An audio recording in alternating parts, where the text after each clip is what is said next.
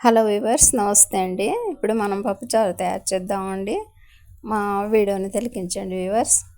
ముందుగా కందిపప్పు నానబెట్టేసి 1 కప్పు బాయిల్ చేసి ఈ విధంగా పేస్ట్ చేసుకున్నామండి. అందులో ఉప్పు, పసుపు, కారం అన్నీ వేసి మిక్స్ చేసి గ్రైండ్ చేసామండి. ఇక టామరెడ్ జ్యూస్ యాడ్ చేసామండి. అందులో ఈ విధంగా చక్కగా పల్చగా మన పప్పుచారు రెడీ అవుతుందండి. చూస్తున్నారు కదా. దీన్ని ఇక మరిగిద్దామండి.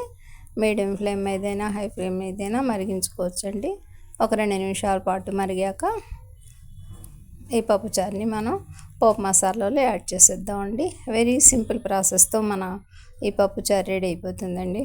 చూస్తున్నారు కదా. పోపు మసాలా మన అందరికీ తెలుసు కదండి.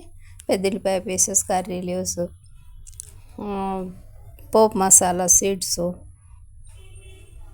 కొన్ని మేథీ సీడ్స్ అన్నీ యాడ్ చేసి ఈ విధంగా పోపు మసాలాని రెడీ చేసుకున్నామండి. ఈ మసాలా కొద్దిగా కలర్ చేంజ్ అయ్యాక మనం రెడీ చేసి పక్కన పెట్టుకున్న ఈ పప్పుచారుని అందులో యాడ్ చేసేద్దామండి. మన పోపు మసాలా చక్కగా ఫ్రై అయిపోయిందండి. చూస్తున్నారు కదా. ఇక ఈ పప్పుచారుని అందులో యాడ్ చేసేటివేనండి. వెరీ సింపుల్ ప్రాసెస్ అండి. మా ఈ చిన్ని వీడియోని లైక్ చేయండి, షేర్ చేయండి, సబ్స్క్రైబ్ చేయండి viewers. Baby Shafika Sona homely kitchen shorts అండి.